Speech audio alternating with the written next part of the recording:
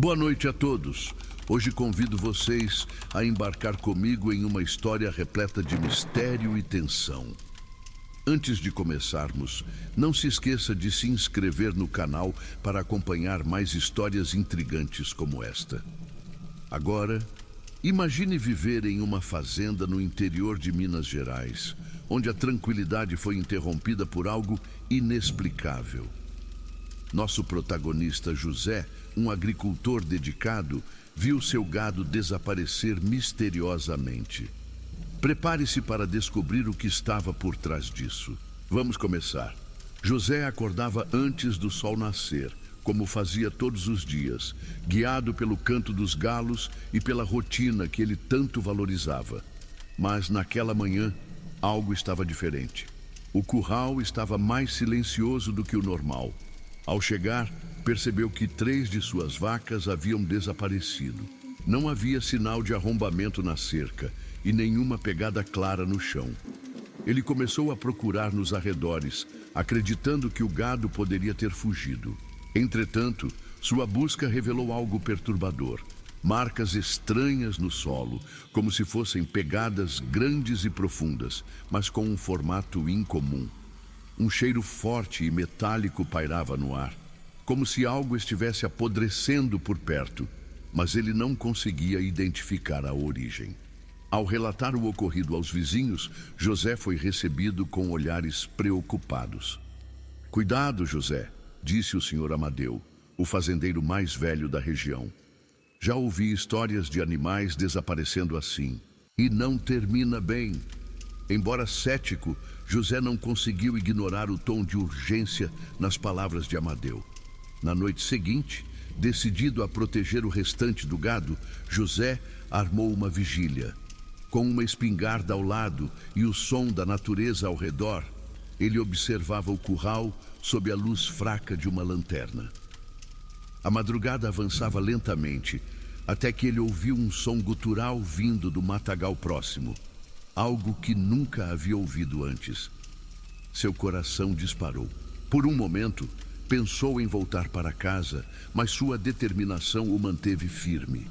Ele caminhou em direção ao som, tentando ser o mais silencioso possível. A lanterna tremia em sua mão e o mato denso parecia esconder segredos inquietantes. Cada passo parecia ecoar no silêncio da noite. De repente, um grito agudo cortou o ar. Não era humano, mas também não parecia de nenhum animal que José conhecia. Ele apontou a lanterna em todas as direções, tentando encontrar a origem. Então, viu algo se movendo rapidamente entre as árvores, grande demais para ser um lobo ou um cachorro.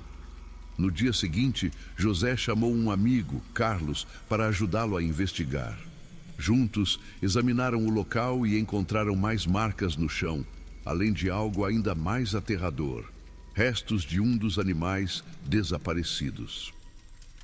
As marcas dos dentes nos ossos sugeriam uma força poderosa, algo além da capacidade de predadores comuns. As histórias sobre lobisomens começaram a circular na comunidade. Embora José não acreditasse em lendas, ele não conseguia ignorar o medo crescente entre os moradores. As crianças eram mantidas dentro de casa e ninguém mais saía à noite. A tranquilidade da região havia sido substituída por um clima de tensão. Na terceira noite de vigília, José ouviu novamente aquele som gutural, desta vez mais próximo. Ele tentou manter a calma, mas sua respiração ofegante entregava seu nervosismo. Foi então que ele viu ao longe uma silhueta de olhos brilhantes refletindo a luz de sua lanterna. Era algo que ele não conseguia identificar, mas que o paralisou. O ser avançou rapidamente, desaparecendo antes que José pudesse ter uma visão clara. Ele mal teve tempo de reagir. Sua espingarda disparou em vão, e o silêncio que se seguiu foi ensurdecedor. Quando voltou ao curral, mais uma vaca havia desaparecido, deixando apenas sangue e o cheiro metálico característico. Carlos, que tinha experiência em rastreamento, sugeriu chamar um grupo para explorar a área.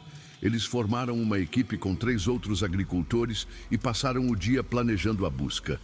As pegadas se tornavam mais evidentes a cada quilômetro, mas sempre desapareciam de forma abrupta, como se algo tivesse pulado ou voado. Os moradores começaram a especular. Alguns acreditavam que um animal selvagem extremamente raro estava à solta, enquanto outros insistiam que era obra de um lobisomem. Uma senhora mais velha, Dona Rosa, contou histórias sobre noites de lua cheia e ataques semelhantes décadas atrás.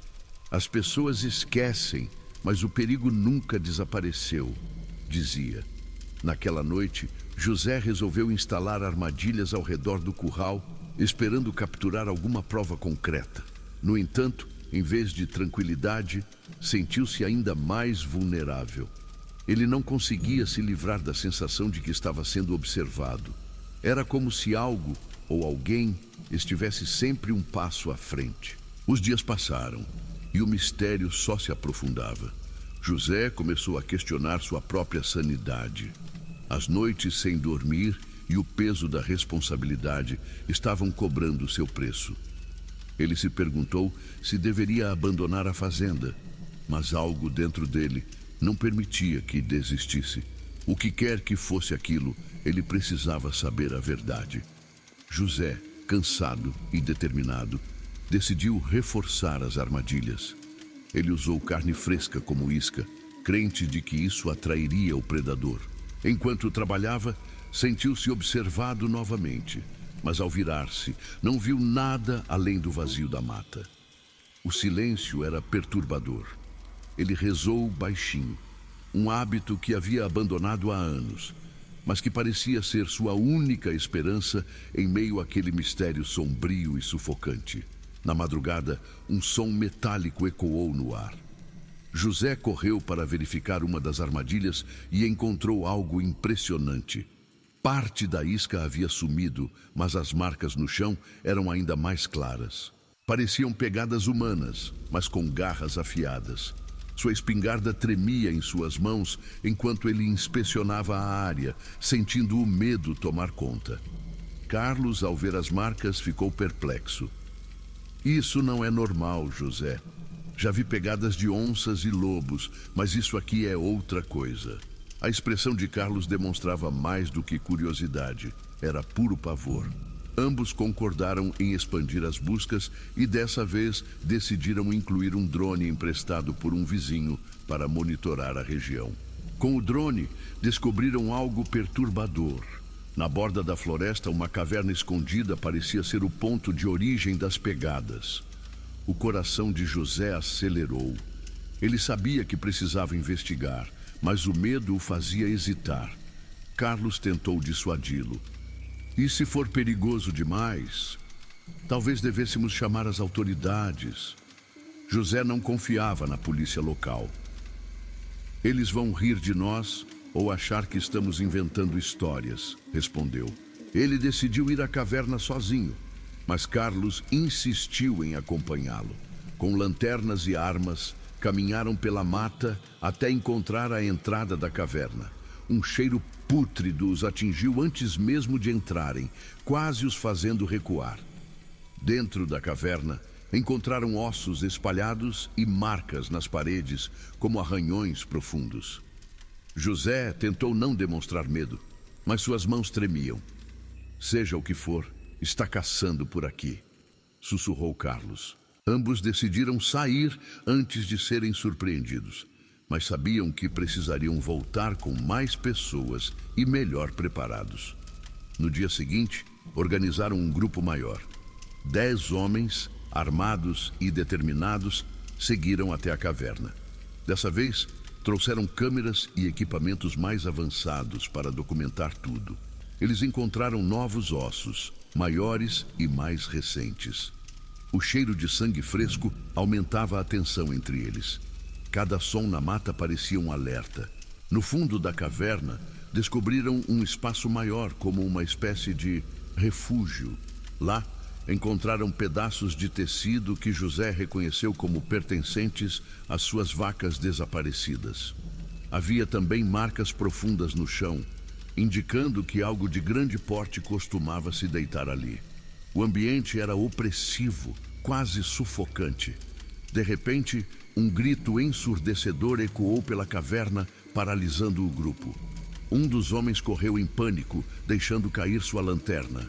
José e os outros tentaram manter a calma, mas a tensão era insuportável. Quando o som cessou, eles decidiram sair, certos de que algo os observava de perto, escondido nas sombras. Naquela noite, José mal conseguiu dormir. Ele revisou as imagens capturadas pelas câmeras. Embora estivessem embaçadas, uma delas parecia mostrar uma figura humanoide com traços animalescos. O peso da descoberta o deixou inquieto. Seria isso um lobisomem, como diziam as histórias, ou um animal desconhecido ainda não catalogado? Enquanto analisavam as evidências, um especialista local em fauna foi consultado. Ele descartou a ideia de animais comuns, afirmando que as marcas e o comportamento relatados não condiziam com nenhum predador conhecido na região. O que vocês encontraram é algo que a ciência ainda não explica, concluiu ele, deixando o grupo ainda mais intrigado. A comunidade começou a se dividir. Alguns queriam abandonar a região, temendo pelo pior. Outros viam aquilo como uma oportunidade de atrair turistas curiosos por lendas de lobisomens. José, no entanto, queria resolver o mistério de uma vez por todas. Ele sabia que a resposta estava na caverna, mas temia as consequências.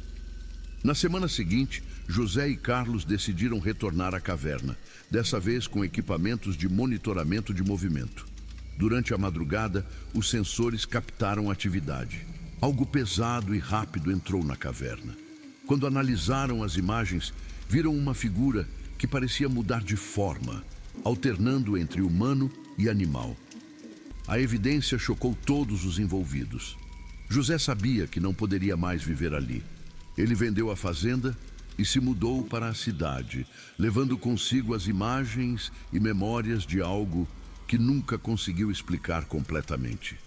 Embora as histórias tenham perdido força com o tempo, José sabia que o perigo ainda rondava. Anos depois, em uma entrevista, José revelou detalhes do ocorrido.